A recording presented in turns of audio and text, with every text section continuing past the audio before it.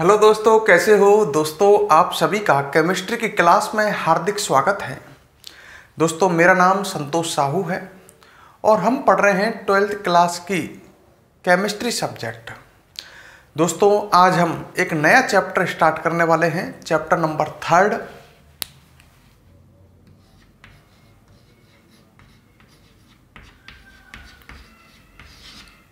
ठीक है, आज एक न्यू चैप्टर स्टार्ट करने हैं।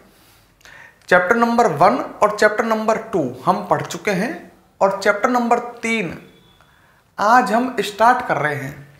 चैप्टर का नाम है वैद्युत रसायन। इंटरेस्टिंग चैप्टर है। इलेक्ट्रोकेमिस्ट्री।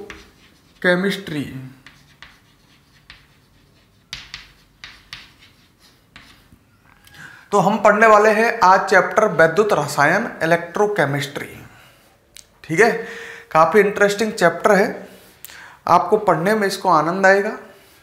चैप्टर को ढंग से समझ करके पढ़ोगे तो इसके क्वेश्चन भी आसानी से सॉल्व हो जाएंगे। तो दोस्तों, आपको करना क्या है, जो आपको पढ़ाया जाए उसको साथ साथ पढ़ना है, ढंग से समझ करके पढ़ना है। रटंत नहीं, समझ करके पढ़ना है। तो चैप्टर है वैद्युत रसायन इलेक्ट्रोकेमिस्ट्री, इंग्लिश में बोलते हैं। अब बात आई ये है क्या, वैद्युत रसायन है क्या, इसको यहां से स्टार्ट करते हैं।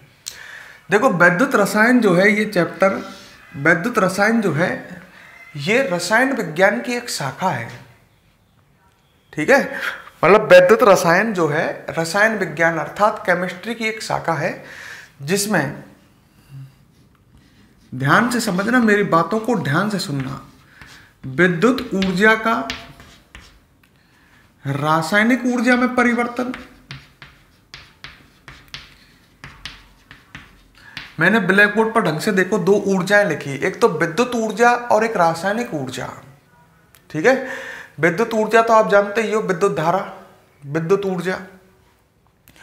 यहां पर एक बात आती है कि साहब रासायनिक ऊर्जा, बोर्ड पर आप देख रहे हो दो ऊर्जाएं लिखी हुई हैं, एक तो विद्युत ऊर्जा लिखी हुई है और एक रासायनिक ऊर्जा लिखी हुई है। बात आई साहब कि रासायनिक ऊर्जा क्या होती है। देखो, रासायनिक अभिक्रिया चल रही है, मान लो कोई ए से बन रहा है बी और ऊर्जा उत्सर्जित हो रही है, तो इस ऊर्जा को बोलेंगे हम रासायनिक ऊर्जा।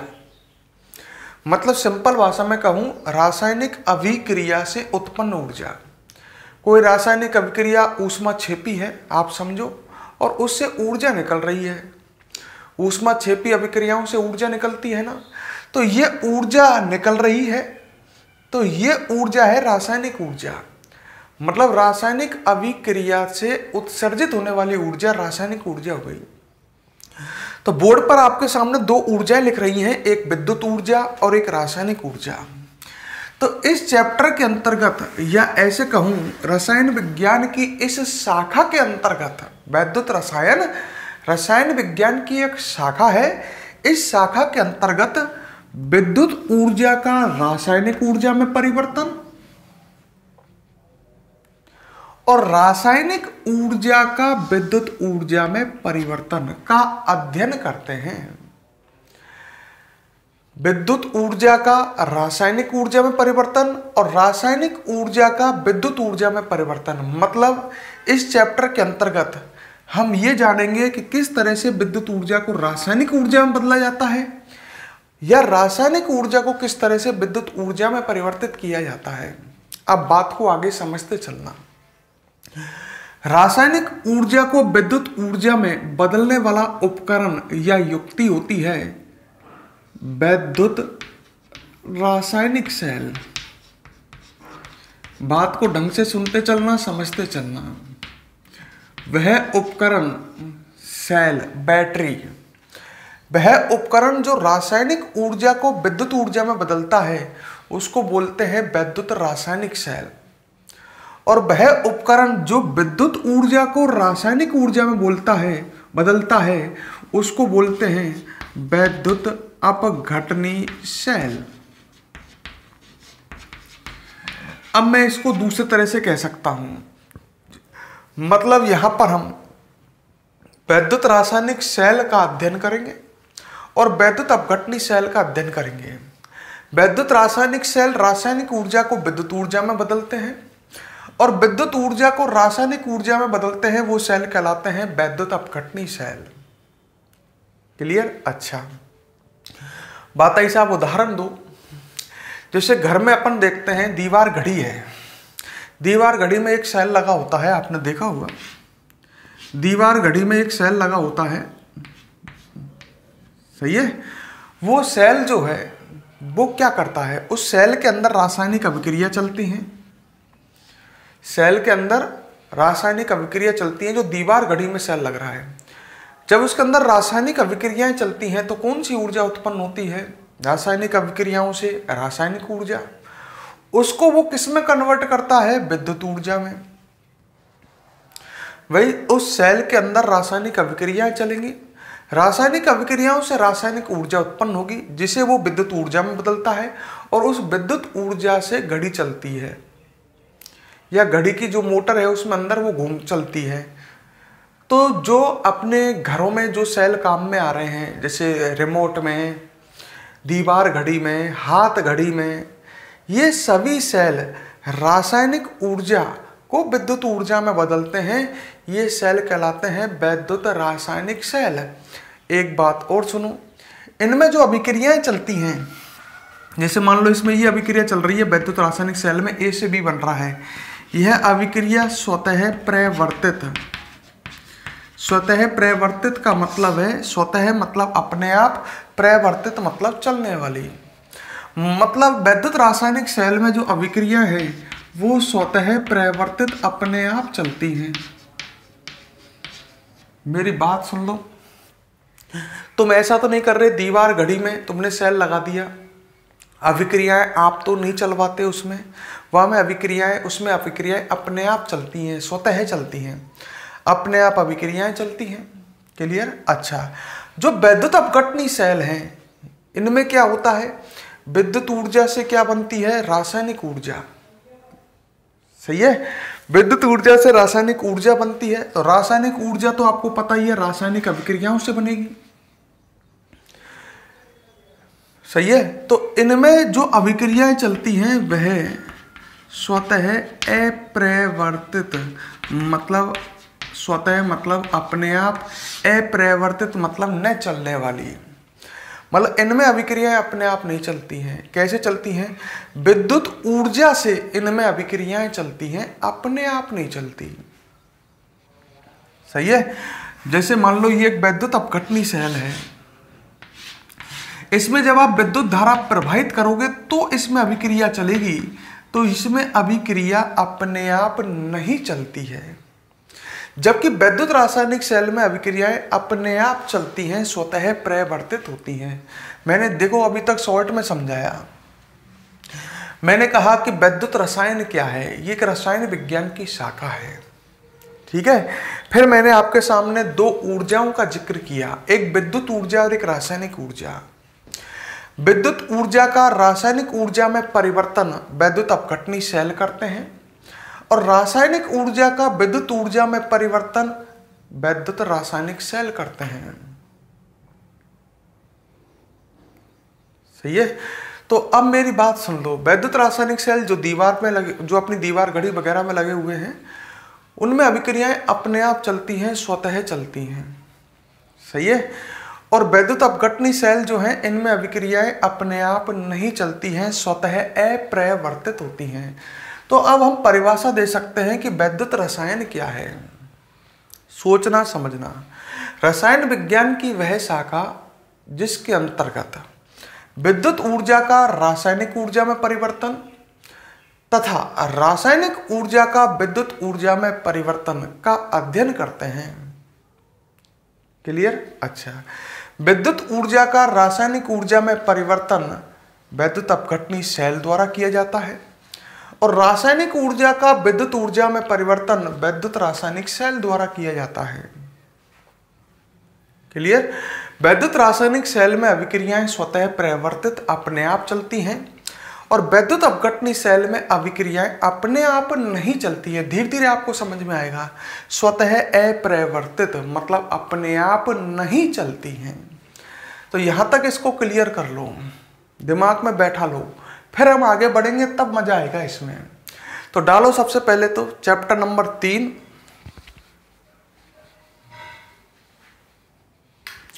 चैप्टर नंबर 3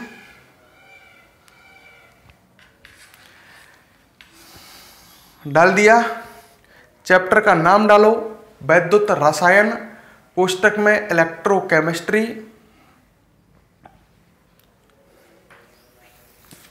इलेक्ट्रोकेमिस्ट्री, ठीक है, ये डाल दिया। अंक भी कई लड़के कहते हैं कि साहब इस पेपर में इसका कितना अंक है, तो इसके अंक हैं 4, मतलब एग्जाम में इससे 4 नंबर के क्वेश्चन आपसे पूछे जाएंगे। अंक भी लिख लेना, ठीक है। तो अब मैं इसको एक बार फिर आपके सामने परिभाषित करता हूं, फिर लिखना रुक जाओ। ये हेडिंग डाल दी आपने, चैप्टर नंबर 3, चैप्टर का नाम वैद्युत रसायन इलेक्ट्रोकेमिस्ट्री।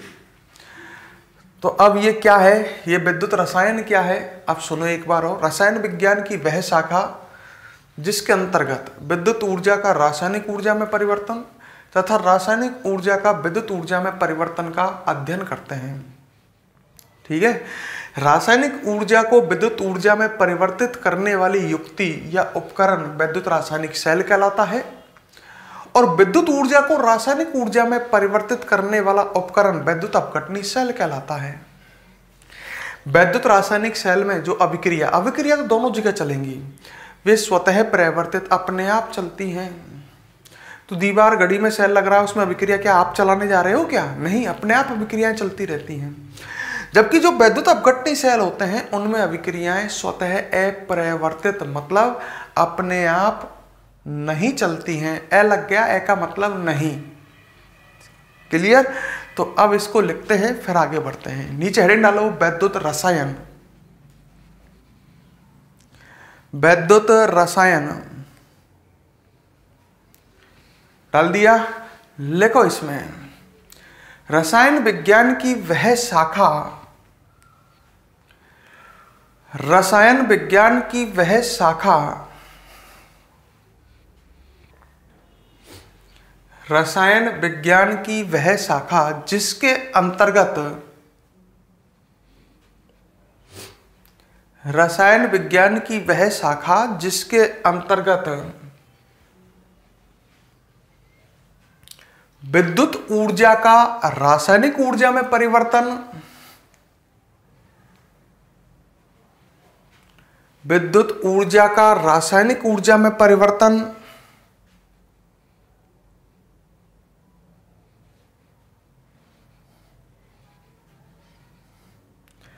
तथा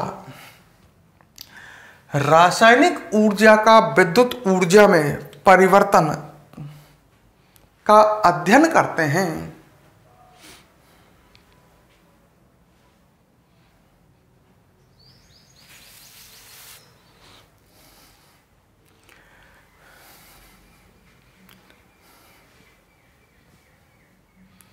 अध्ययन करते हैं।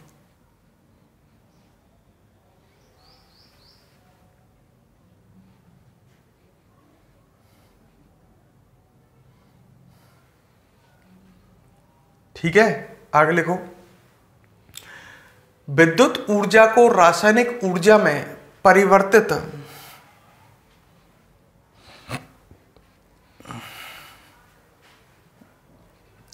विद्युत ऊर्जा को रासायनिक ऊर्जा में परिवर्तित करने वाली युक्ति, युक्ति का मतलब उपकरण, विद्युत ऊर्जा को रासायनिक ऊर्जा में परिवर्तित करने वाली युक्ति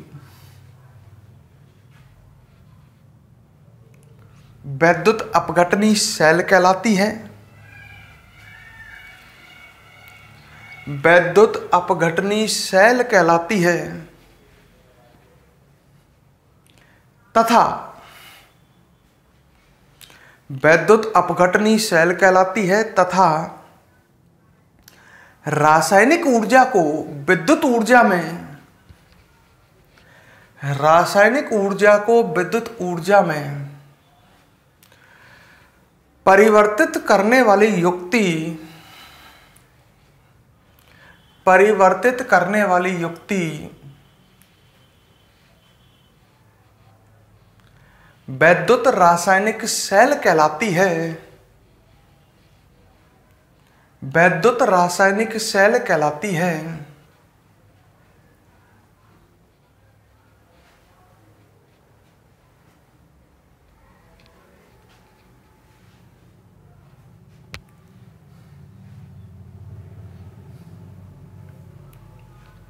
क्लियर? क्या कहलाती है? वैद्युत रासायनिक सेल कहलाती है।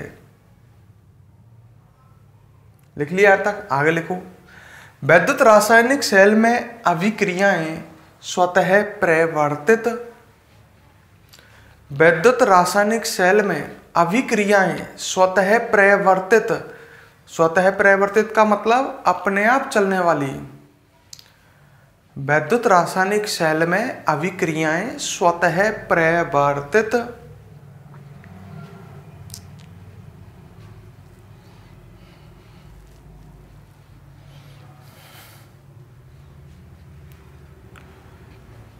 तथा वैद्युत अपघटनी सेल में अभिक्रियाएं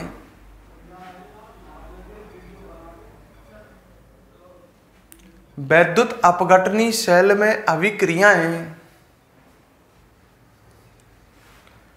स्वतः अप्रवर्तित होती हैं। स्वतः अप्रवर्तित होती हैं। इसका मतलब समझ गए? अपने आप न चलने वाली। आगे देखोगे आप कि वैद्युत अपघटनी सेल में जो अभिक्रिया है वो अपने आप नहीं चलती हैं, स्वतः अप्रवर्तित होती हैं। ठीक है? अब आगे समझो मेरी बात। हमको बात ये आती है कि भाई चैप्टर को किस तरह से पढ़ना है। हम इस चैप्टर में पहले तो वैद्युत रासायनिक सेल पढ़ेंगे और फिर हम पढ़ेंगे वैद्युत अपघटनी सेल। तो इस चैप्टर को हम दो भागों में बांट करके पढ़ेंगे। पहले तो हम अध्ययन करेंगे वैद्युत रासायनिक सेलों के बारे में, फिर हम अध्ययन करेंगे वैद्युत अपघटनी सेलों के बारे में। तो इस चैप्टर को दोस्तों हम दो पार्ट्स में बांट करके पढ़ेंगे। पहले वैद्युत रासायनिक सेल, फिर पढ़ेंगे वैद्युत अपघटनी सेल। क्लियर मेरी बात? तो वैद्युत रासायनिक सेल की बात कर लेते हैं अब। ठीक है? इसको पढ़ेंगे हम लगातार कई दिनों तक, फिर वैद्युत अपघटनी सेल पढ़ेंगे। तो सबसे पहले हम पढ़ने आएंगे वैद्युत रासायनिक सेल। डेफिनेशन तो आपको क्लियर है इसकी। वे युक्तियां जो रासायनिक ऊर्जा को विद्युत ऊर्जा में परिवर्तित करती हैं। रासायनिक ऊर्जा को विद्युत ऊर्जा में परिवर्तित करती हैं, वैद्युत रासायनिक सेल कहलाती हैं। क्लियर? अब एक देखो, सर्वप्रथम दो वैज्ञानिक थे, गैल्वेनी और एक था वोल्टा।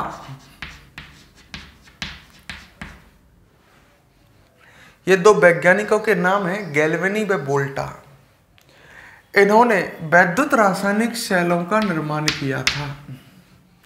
मतलब सबसे पहले गैल्वेनी व वोल्टा नामक वैज्ञानिक ने एक वैद्युत रासायनिक सेल बनाया था। ये एक बहुत बड़ी खोज थी, क्योंकि वैद्युत रासायनिक सेल आप समझ सकते हो रासायनिक ऊर्जा को किसमें परिवर्तित करते हैं? विद्युत ऊर्जा में। और हमारे उपकरण जो हैं वो आपको पता ही है, जो घरों में उपकरण हैं वो विद्युत ऊर्जा से चलते हैं। तो ये सेल रासायनिक ऊर्जा को किस में बदलते हैं? विद्युत ऊर्जा में। और ऐसा उपकरण सबसे पहले इन्होंने बनाया था, तो इसलिए वैद्युत रासायनिक सेलों को गैल्वेनी या वोल्टीय सेल भी कहते हैं।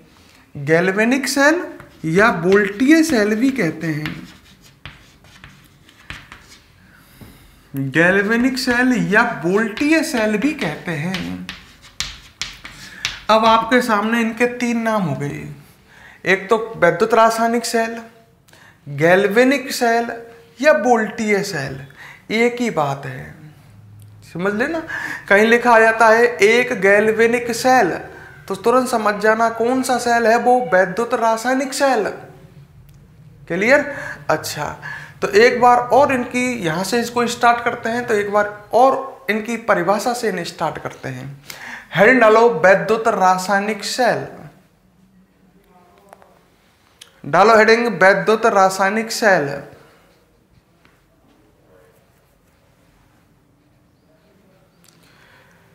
वैद्युत रासायनिक सेल लिखो इसमें वे युक्तियां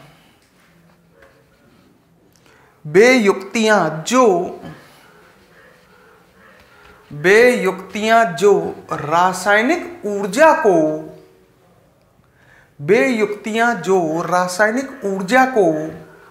विद्युत ऊर्जा में परिवर्तित करती हैं, रासायनिक ऊर्जा को विद्युत ऊर्जा में परिवर्तित करती हैं, वैद्युत रासायनिक सेल कहलाती हैं।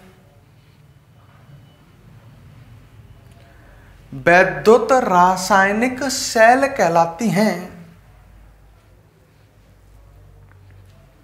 क्लियर? एक बात और लिख लो, वैद्युत रासायनिक सेलों को गैल्वेनिक या वोल्टीय सेल भी कहते हैं। गैल्वेनिक या वोल्टीय सेल भी कहते हैं।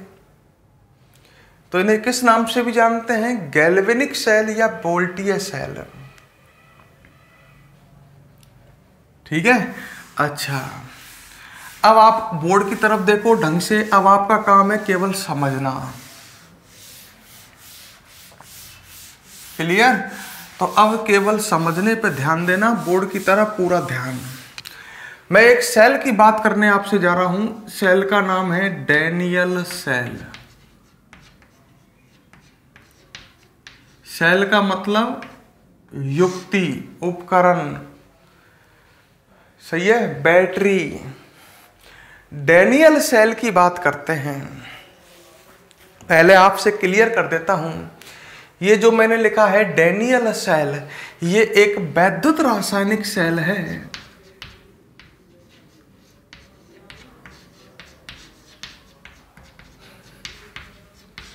कौन सा सेल है? वैद्युत रासायनिक सेल है। अर्थात ये रासायनिक ऊर्जा को किसमें कन्वर्ट करेगा? विद्युत ऊर्जा में। क्लियर? तो पहली बात तो अपन पढ़ रहे हैं, मैंने आपसे कहा वैद्युत रासायनिक सेल पढ़ रहे हैं, तो मैं वैद्युत रासायनिक सेल ही पढ़ा रहा हूं। तो सबसे पहले हम कौन से सेल की बात कर रहे हैं? डैनियल सेल की। जो डैनियल सेल है दोस्तों, ये रासायनिक ऊर्जा को विद्युत ऊर्जा में परिवर्तित करता है। क्लियर? रासायनिक ऊर्जा को किस में बदलता है? वैद्युत ऊर्जा में या विद्युत ऊर्जा में, एक ही बात है। अच्छा, डैनियल सेल होता कैसा है? सही है। अच्छा, डैनियल सेल की स्ट्रक्चर देखते हैं। देखो इधर, डैनियल सेल की संरचना में दो पात्र होते हैं, एक पात्र ये और दूसरा पात्र ये।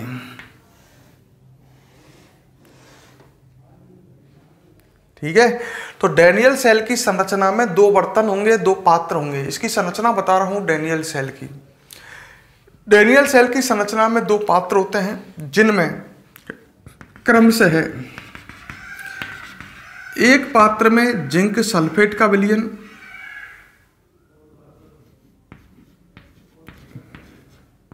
सही है, और दूसरे पात्र में कॉपर सल्फेट का विलयन भरा होता है।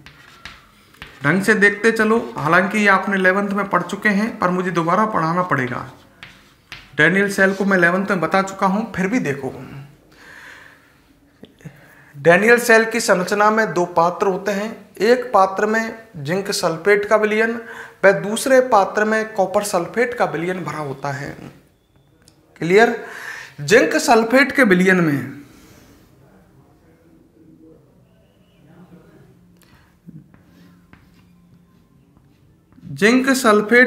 में जिंक धातु की छड़ लगी होती है।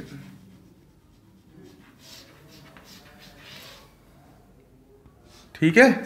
किस धातु की छड़ लग रही है? ये जिंक धातु की। और जो कॉपर सल्फेट का विलयन है, इसमें कॉपर धातु की छड़ लगी होती है।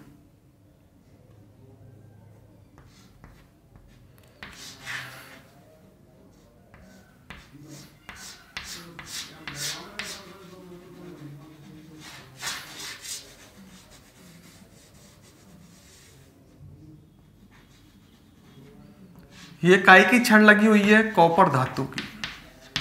तो यहां तक आपके स्ट्रक्चर क्लियर समझ में आ गई होगी। दो बर्तन है, एक में जिंक सल्फेट का विलयन भरा हुआ है और दूसरे बर्तन में कॉपर सल्फेट का विलयन भरा हुआ है। जिंक सल्फेट के विलयन में जिंक धातु की छड़ लगी हुई है, कॉपर सल्फेट के विलयन में कॉपर धातु की छड़ लगी हुई है। क्लियर। दोनों छड़ एक तार द्वारा जुड़ी होती है। सही है। दोनों छड़ मैंने एक तार से जोड़ दी। तार आप कोई भी धातु का ले सकते हो, एल्यूमिनियम का, कॉपर का। दोनों छड़ एक तार द्वारा जुड़ी हुई है और दोनों विलयन एक यू आकार की नली से जुड़े होते हैं।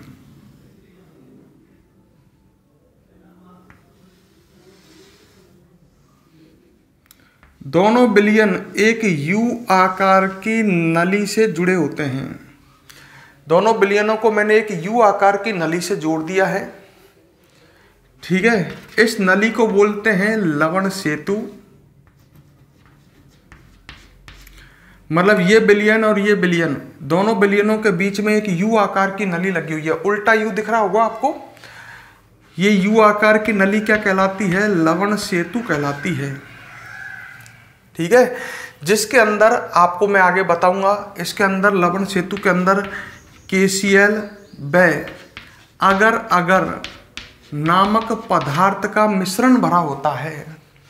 जो ये यू आकार की नली है ना, जिसको हम लवण सेतु बोल रहे हैं, इसके अंदर KCl तो एक लवण है और अगर होता है एक गोंद जैसा चिपचिपा पदार्थ।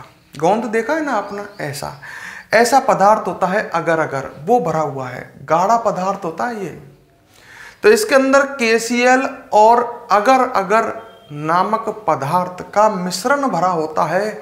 अगर एक गोंद जैसा चिपचिपा पदार्थ है। ठीक है।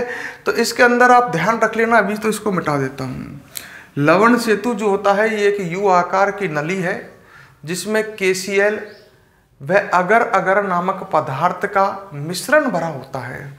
तो ये आपकी बनावट बन गई, संरचना बन गई किसकी? डैनियल सेल की। तो डैनियल सेल इस तरह का है। अब आप क्लियर समझ गए होंगे। दो बर्तन हैं, एक बर्तन में जिंक सल्फेट का विलयन है, दूसरे में कॉपर सल्फेट का विलयन है।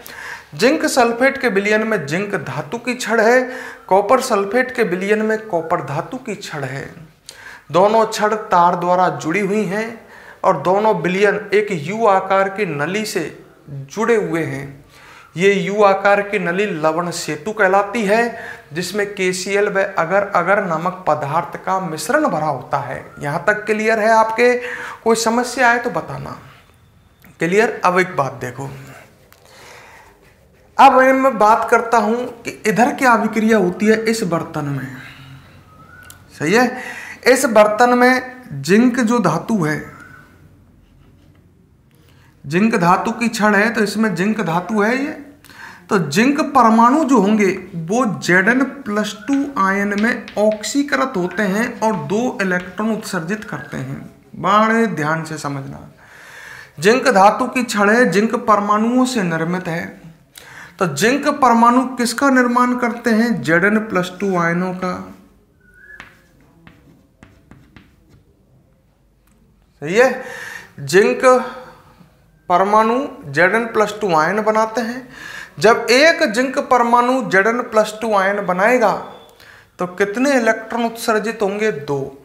तो 2 इलेक्ट्रॉन उत्सर्जित होंगे जो ऐसे चलेंगे इलेक्ट्रॉन इधर से इधर। क्लियर। तो एक जिंक परमाणु से एक Zn+2 आयन बना, 2 इलेक्ट्रॉन। तो यहां पर अभिक्रिया चल रही है ऑक्सीकरण की। ढंग से देख लो, ये अभिक्रिया ऑक्सीकरण की है या नहीं है? है। Zn से Zn+2 बनना ऑक्सीकरण की अभिक्रिया है। ऑक्सीकरण की अभिक्रिया जानते हो? वह अभिक्रिया जिसमें ऑक्सीकरण अंक में वृद्धि हो रही हो। यहाँ जिंक का ऑक्सीकरण अंक उदासीन है, ये तो 0 है, और यहाँ जिंक का ऑक्सीकरण अंक +2 है। ऑक्सीकरण अंक 0 से +2 हो रहा है, ऑक्सीकरण अंक में वृद्धि हो रही है, तो ये अभिक्रिया है ऑक्सीकरण की अभिक्रिया। सिंपल कहूं, आवेश में वृद्धि ऑक्सीकरण की अभिक्रिया। Zn का आवेश 0 है और Zn+2 का +2 है, तो आवेश में वृद्धि हो रही है, तो यहाँ पर ऑक्सीकरण की अभिक्रिया चलती है।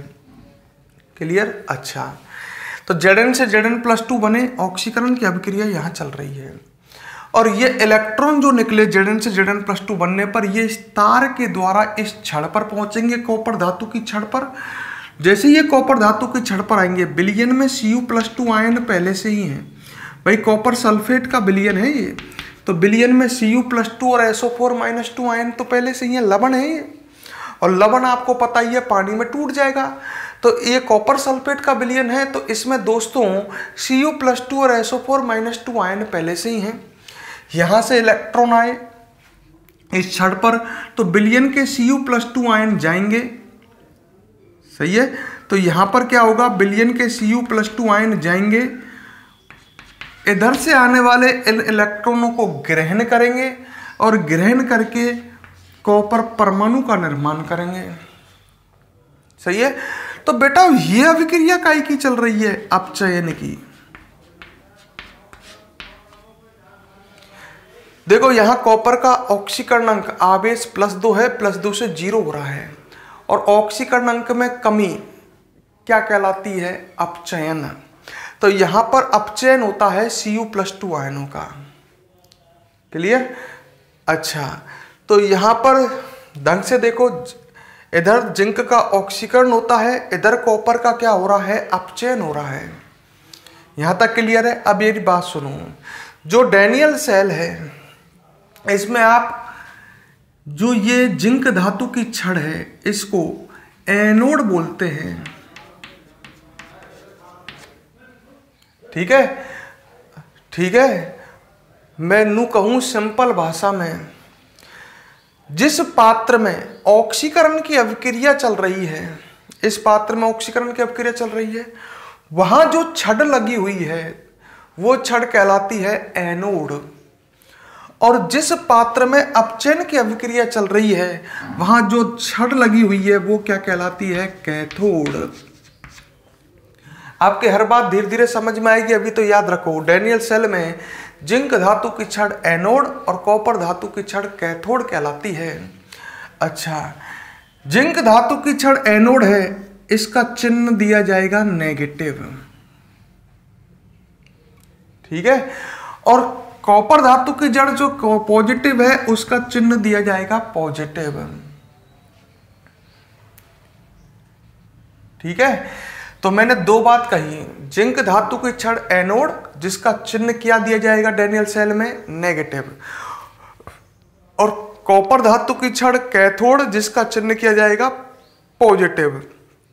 क्लियर? एक एक बात को मैं धीरे धीरे स्टेप बाय स्टेप बढ़ा रहा हूं, ठीक है। और अगली बात, ढंग से सुनते चलना, ढंग से समझते चलना, हर बात समझ में आएगी पर इंतजार आपको करना पड़ेगा।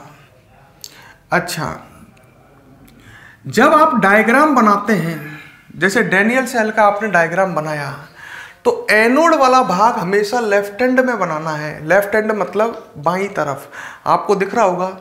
मैंने एनोड वाला भाग समझ गए, ये एनोड ही तो है।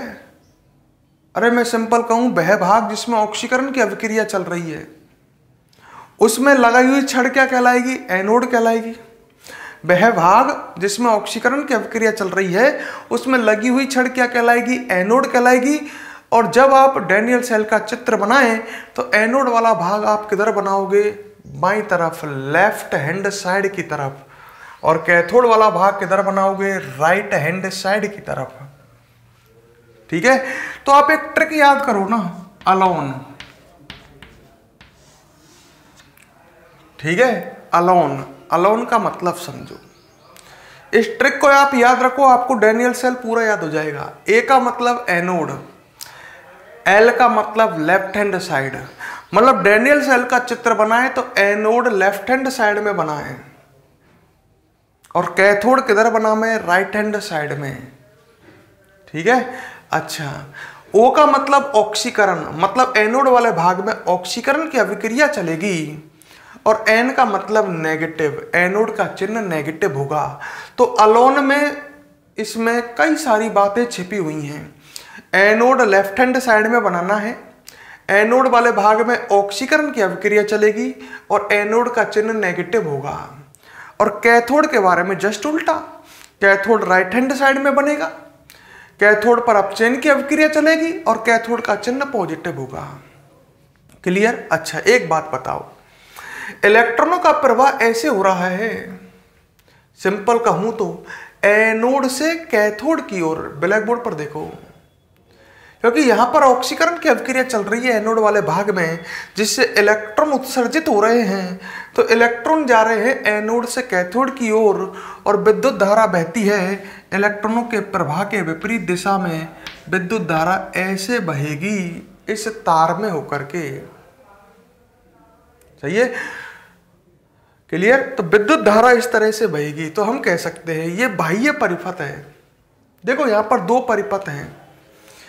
जो ये तार है जिससे ये एनोड और कैथोड की छड़ जुड़ी हुई है, ये तार कहलाता है बाह्य परिपथ और लवण सेतु कहलाता है आंतरिक परिपथ।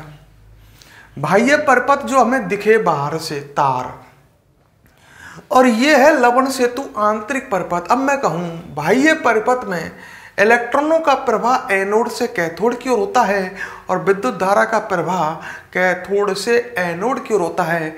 याद रख लेना, विद्युत धारा इलेक्ट्रॉनों के प्रवाह के विपरीत दिशा में बहती है।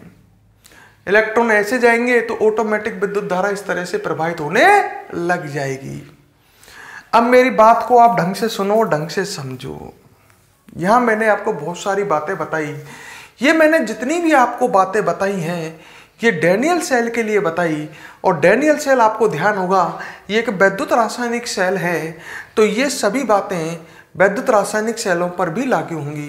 कौन कौन सी बातें? वैद्युत रासायनिक सेल का डायग्राम बनाते समय एनोड वाला भाग लेफ्ट हैंड साइड में बनाएं। डैनियल सेल को याद रखो बातें। डैनियल सेल तो एज एग्जाम्पल लिया है अपने, हमने डैनियल सेल वैद्युत रासायनिक सेलों को समझने के लिए एक एग्जाम्पल लिया है। और जब आपको ये डैनियल सेल समझ में आता है तो वैद्युत रासायनिक सेल समझ में आता है। अब बताइए, मैंने कहा आपने जो चीजें डैनियल सेल में सीखी हैं उन्हें वैद्युत रासायनिक सेलों पर आप लागू करो।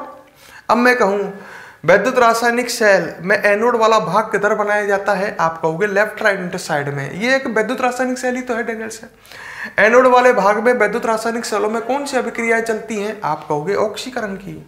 मैंने कहा एनोड का चिन्ह क्या होता है, आपने कहा नेगेटिव। अब अगली बात, विद्युत रासायनिक सेल में विद्युत धारा का प्रवाह बाह्य परिपथ में कहां से कहां होता है? विद्युत धारा का प्रवाह कैथोड से एनोड, और इलेक्ट्रॉनों का प्रवाह बाह्य परिपथ में एनोड से कैथोड।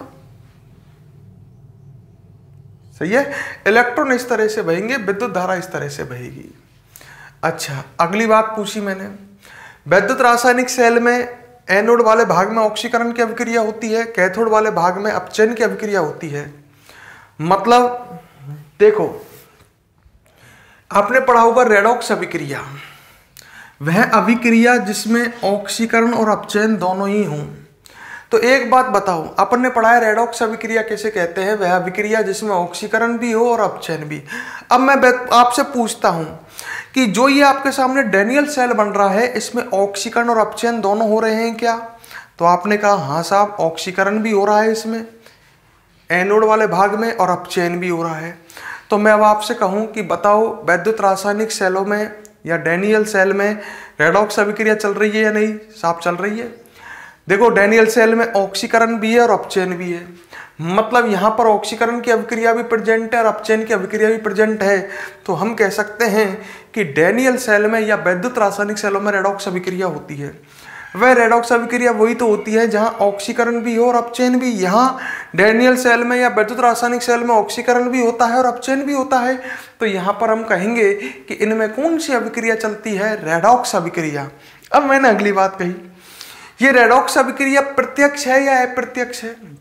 देखो मान लो ये अभिक्रिया है A+B से बन रहा है C+D और ये एक रेडॉक्स अभिक्रिया है। अब ये एक ही बर्तन में हो रही है तो ये रेडॉक्स अभिक्रिया कहलाएगी प्रत्यक्ष। पर यहां पर क्या हो रहा है? ऑक्सीकरण की अभिक्रिया तो एक बर्तन में हो रही है और अपचयन की अभिक्रिया एक बर्तन में हो रही है। ऐसा ही हो रहा है ना? ऑक्सीकरण की अभिक्रिया इधर हो रही है, अपचयन की अभिक्रिया इधर हो रही है, हो तो रेडॉक्स ही रही है, पर आधी अभिक्रिया ऑक्सीकरण की अभिक्रिया अलग बर्तन में चल रही है, अपचयन की अभिक्रिया अलग बर्तन में चल रही है। ऐसी रेडॉक्स को बोलेंगे प्रत्यक्ष नहीं अप्रत्यक्ष रेडॉक्स।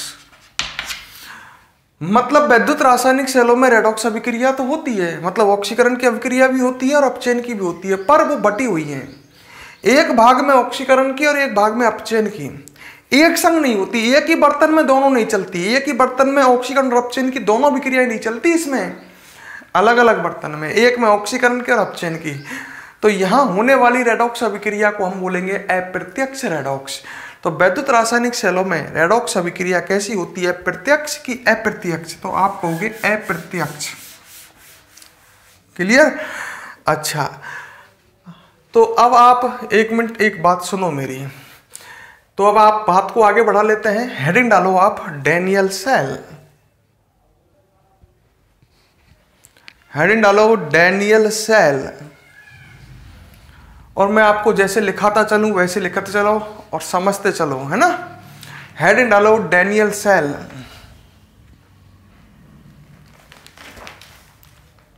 लिख लिया? और लिखो इसमें डैनियल सेल एक वैद्युत रासायनिक सेल है। डैनियल सेल एक वैद्युत रासायनिक सेल है।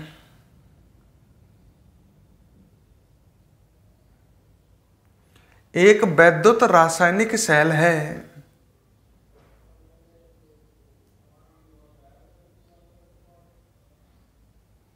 ठीक है, आगे लिखो। डैनियल सेल में अप्रत्यक्ष रेडॉक्स अभिक्रिया चलती है। अभी बताई थी मैंने, अप्रत्यक्ष का मतलब समझ जाओ, अलग अलग भागों में चलती है, आधे भाग में ऑक्सीकरण की और आधे भाग में अपचयन की। समझ गए? तो लाइन लिखो, डैनियल सेल में अप्रत्यक्ष रेडॉक्स अभिक्रिया चलती है।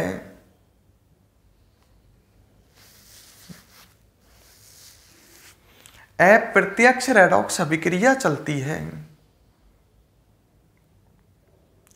अब इसी में नीचे हेडिंग डालो, डैनियल सेल की बनावट व कार्य प्रणाली। बनावट मतलब इसकी संरचना, डैनियल सेल की बनावट व कार्य प्रणाली।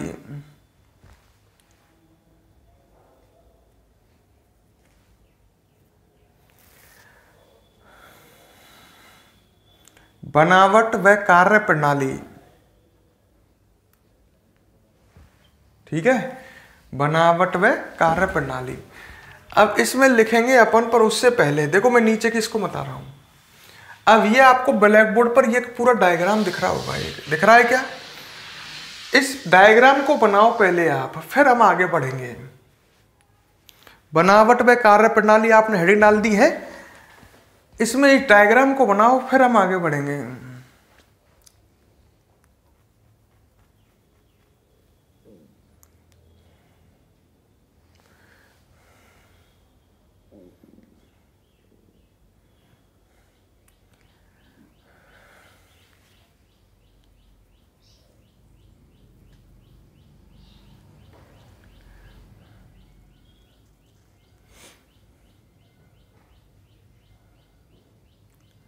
बना लिया डायग्राम? और अब इसमें लिखो,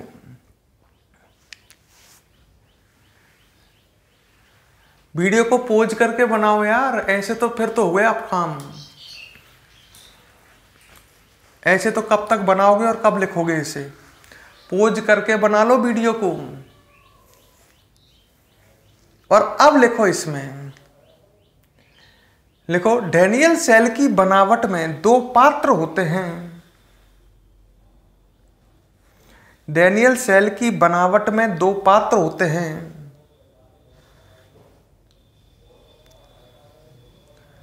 दो पात्र होते हैं, लिख लिया? आगे लिखो, एक पात्र में जिंक सल्फेट का विलयन,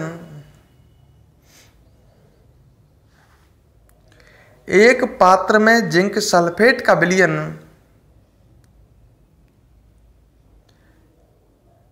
तथा एक पात्र में जिंक सल्फेट का विलयन तथा दूसरे पात्र में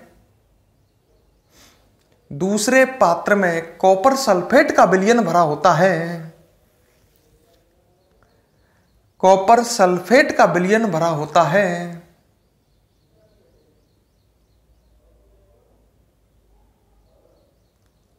लिख लिया? दूसरे पात्र में कॉपर सल्फेट का विलयन भरा होता है। अब आगे लिखो, जिंक सल्फेट के विलयन में जिंक धातु की छड़,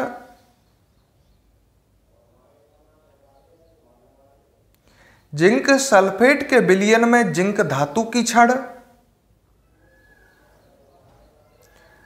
तथा कॉपर सल्फेट के विलयन में, कॉपर सल्फेट के विलयन में कॉपर धातु की छड़ लगी होती है।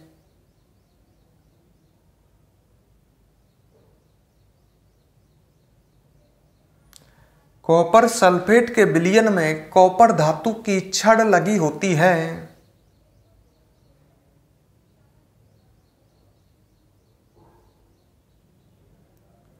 लिख लिया? आगे लिखो, दोनों छड़ तार द्वारा,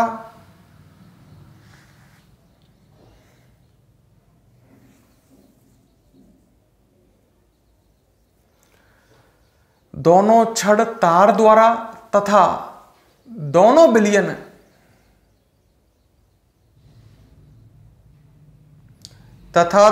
विलयन एक यू आकार की नली, एक यू आकार की नली लवण सेतु द्वारा जुड़े होते हैं। एक यू आकार की नली लवण सेतु द्वारा जुड़े होते हैं।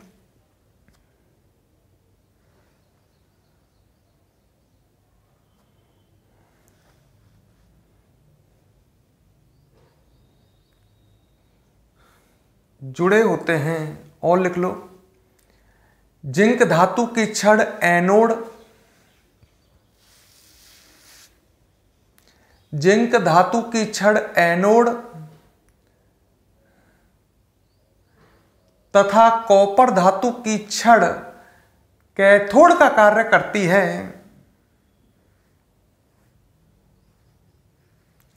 कॉपर धातु की छड़ कैथोड का कार्य करती है।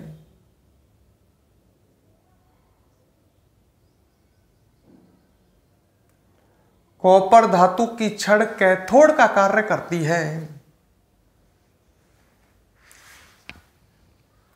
क्लियर? आगे लिखो, एनोड का चिन्ह ऋणात्मक, एनोड का चिन्ह ऋणात्मक व कैथोड का चिन्ह धनात्मक दिया जाता है। कैथोड का चिन्ह धनात्मक दिया जाता है।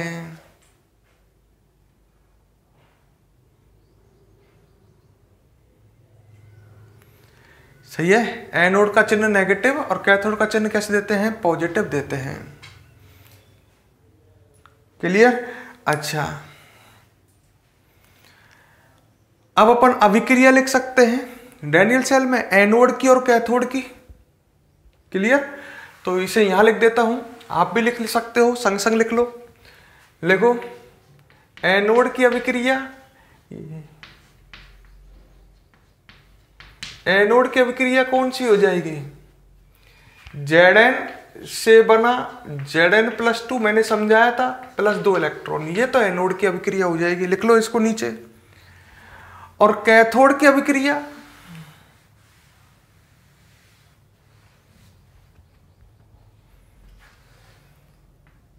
कैथोड की अभिक्रिया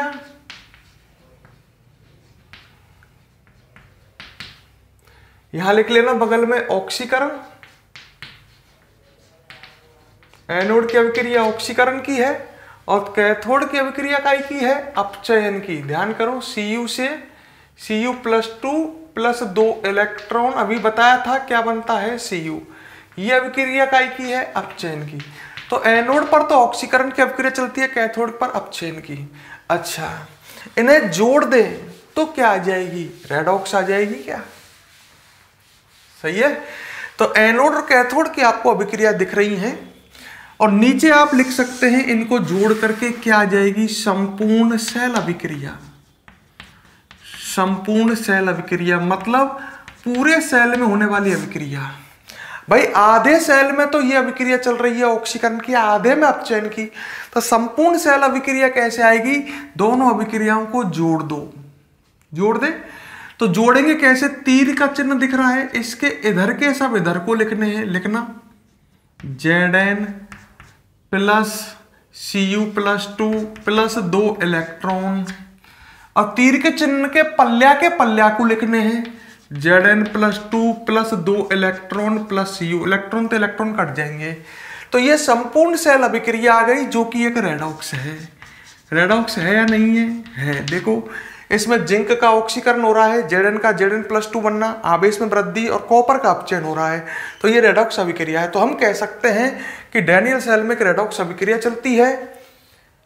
मैंने कहा भी था अप्रत्यक्ष रेडॉक्स अभिक्रिया चलती है, आधे भाग में ऑक्सीकरण की और आधे, मतलब कोई भी वैद्युत रासायनिक सेल है उसकी एनोड व कैथोड की अभिक्रिया को आप जोड़ दोगे तो हमको मिल जाएगी सेल अभिक्रिया। इन अभिक्रियाओं को आप नोट करें।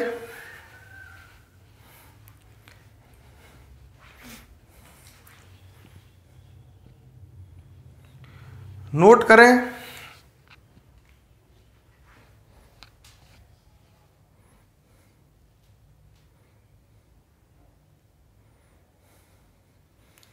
ठीक है, अब तक हमने डैनियल सेल के बारे में जाना। अब इसके माध्यम से हम कुछ बातें किसके लिए लिख सकते हैं, वैद्युत रासायनिक सेल के लिए।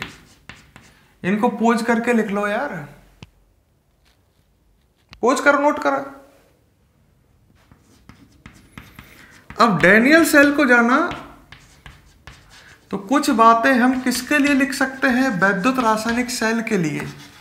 ऐसे हेडिंग डालो आप भी नीचे, नंबर 1। अच्छा, क्या बातें लिख सकते हैं, रुक जाओ एक मिनट। वैद्युत रासायनिक सेल के लिए क्या लिख सकते हैं, आपको अलोन ध्यान आया होगा।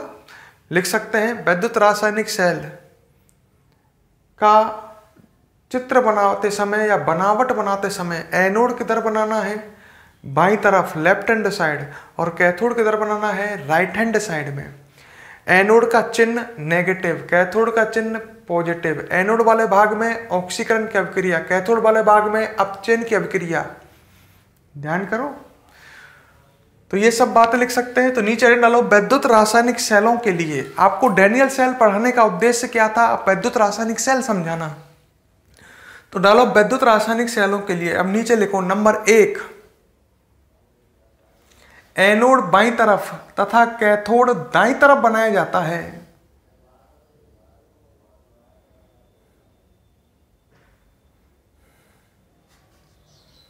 एनोड बाईं तरफ तथा कैथोड दाईं तरफ बनाया जाता है।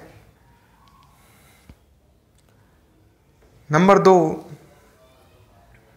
फटाफट लिखो, एनोड बाईं तरफ तथा कैथोड दाईं तरफ बनाया जाता है। नंबर 2, अलोन याद करते चलो। नंबर 2 लिखो, एनोड वाले भाग में ऑक्सीकरण की अभिक्रिया तथा कैथोड वाले भाग में अपचयन की अभिक्रिया संपन्न होती है। एनोड वाले भाग में ऑक्सीकरण की अभिक्रिया तथा कैथोड वाले भाग में अपचयन की अभिक्रिया संपन्न होती है। अलोन। और नंबर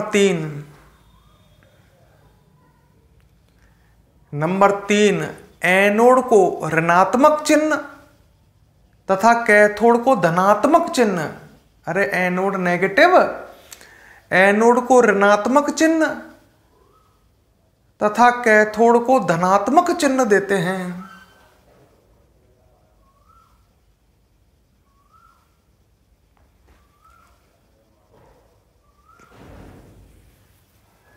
ठीक है, और लिख लो।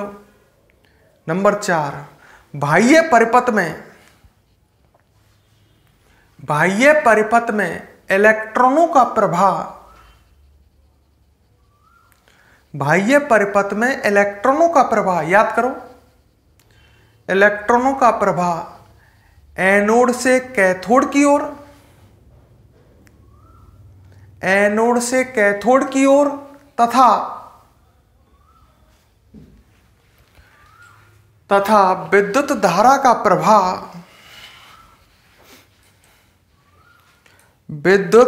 का प्रवाह कैथोड से एनोड की ओर होता है।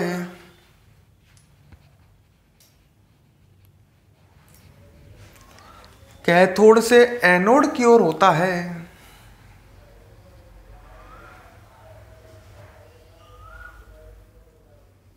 और एक बात और, एक पॉइंट और बना सकते हैं, एनोड व कैथोड की अभिक्रियाओं को जोड़ने पर संपूर्ण शेल अभिक्रिया प्राप्त होती है। सही है क्या बात?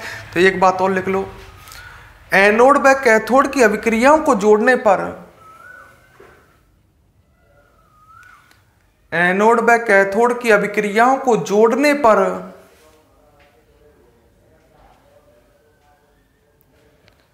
एनोड व कैथोड की अभिक्रियाओं को जोड़ने पर संपूर्ण शेल अभिक्रिया प्राप्त होती है।